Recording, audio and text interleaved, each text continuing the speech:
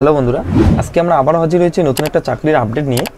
আজকে আমরা যে বিষয় নিয়ে আলোচনা করব, রাজ্য সরকারের তরফ থেকে আবারও কিন্তু নতুন করে কর্মী নিয়োগের বিজ্ঞপ্তি প্রকাশ করা হয়েছে। এখানে যেটা জানানো হয়েছে, প্রতিটি পঞ্চায়েত দপ্তরে কিন্তু এখানে নিয়োগ করা হচ্ছে। তো এখানে যেটা বলা হয়েছে, department of panchayat and rural development, government of West Bengal. তো এখানে আপনারা দেখতে পাচ্ছেন যতটা পঞ্চায়েত ডিপার্টমেন্ট রয়েছে রাজ্যের মধ্যে, তো আমাদের পশ্চিমবঙ্গ রাজ্যের মধ্যে যতটা পঞ্চায়েত ডিপার্টমেন্ট রয়েছে প্রতিটি ডিপার্টমেন্টে কিন্তু এখানে নিয়োগ করার বিজ্ঞপ্তি জারি করা হয়েছে।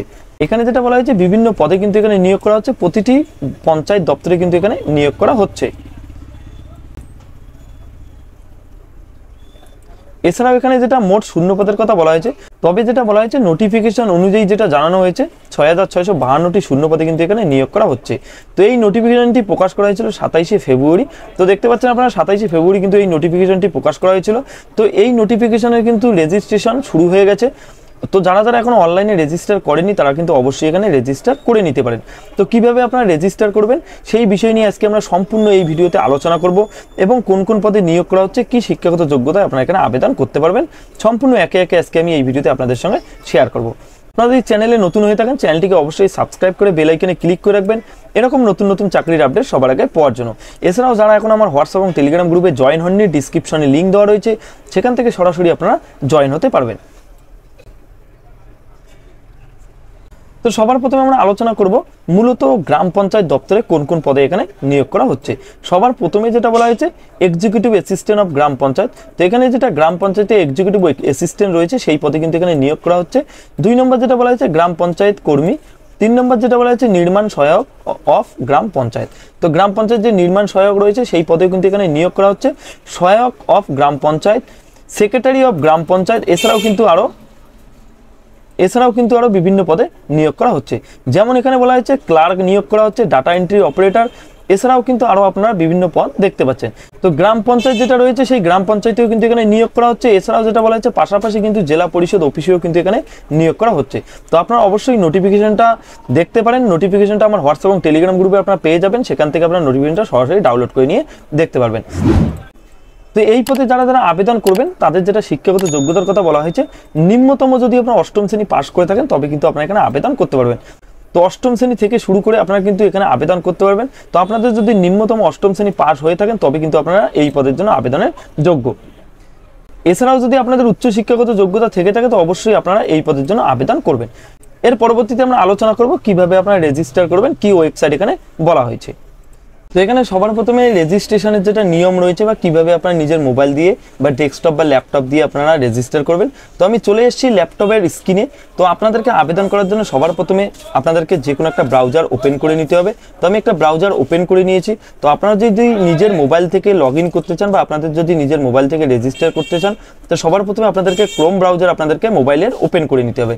ওপেন করে নেওয়ার পর আপনারা মোবাইলের সাইটে আপনার একটা 3 ডট অপশান পেয়ে যাবেন। সেই 3 ডট অপশানে ক্লিক করে আপনাদের যেটা মোবাইলের ডেস্কটপ সাইট রয়েছে সেই ডেস্কটপ সাইটটা আপনারা অন করে নেবেন। অন করলে কিন্তু আপনাদের কম্পিউটারের মতো কিন্তু আপনাদের মোবাইল স্ক্রিন হয়ে যাবে।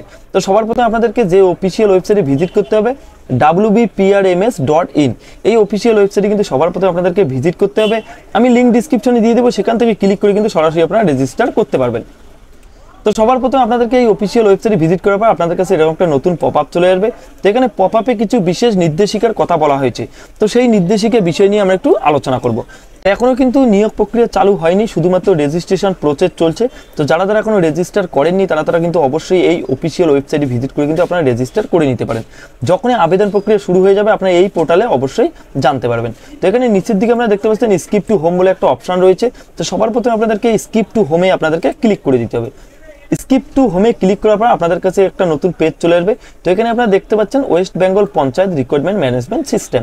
তো আমরা রয়েছে সেই অফিসিয়াল ওয়েবসাইটে কিন্তু আমরা ভিজিট করেছি। তো যেহেতু আপনারা প্রথমবার রেজিস্টার করবেন বা সবার প্রথমে আপনারা রেজিস্টার করবেন, এখানে আপনারা দেখতে পাচ্ছেন উপর দিকে রয়েছেন ক্যান্ডিডেট লগইন এবং সাইটে যেটা বলা হয়েছে রেজিস্টার নাও। তো আপনারা যেহেতু রেজিস্টার করবেন তার জন্য আপনাদেরকে সবার প্রথমে রেজিস্টার নাও অপশানে ক্লিক করে দিতে হবে। রেজিস্টার নাও অপশানে ক্লিক করার পর আপনাদের কাছে আরেকটা পপ আপ চলে আসবে। সেই পপআপে এখানে কিছু ইম্পর্টেন্ট কিছু নির্দেশিকার কথা বলা হয়েছে, কিভাবে আপনারা রেজিস্টার করবেন বা রেজিস্টার করার জন্য কি কি আপনাদের এখানে চাওয়া হতে পারে। তো এখানে যেটা বলা হয়েছে আপনাদের কিন্তু একটা ইমেল আইডি থাকতে হচ্ছে, মোবাইল নম্বর, আপনাদের first name, middle name, last name, জন্ম তারিখ, জেন্ডার, বিভিন্ন যে তথ্য রয়েছে সেই তথ্য দিয়ে কিন্তু সবার প্রতি আপনাদেরকে রেজিস্টার করে নিতে হবে। তো রেজিস্টার করার জন্য সবার প্রতি আপনাদেরকে ক্লোজ যেটা রয়েছে সেই ক্লোজে আপনাদেরকে ক্লোজ করে দিতে হবে। ক্লোজে ক্লিক করার পর আপনাদের কাছে একটা নতুন রেজিস্ট্রেশন ফর্ম চলে আসবে। তো এখানে আপনারা দেখতে পাচ্ছেন আপনাদের কিছু নর্মাল ডিটেলস দিয়ে কিন্তু এই রেজিস্ট্রেশন ফর্মটি সম্পূর্ণ করতে হবে।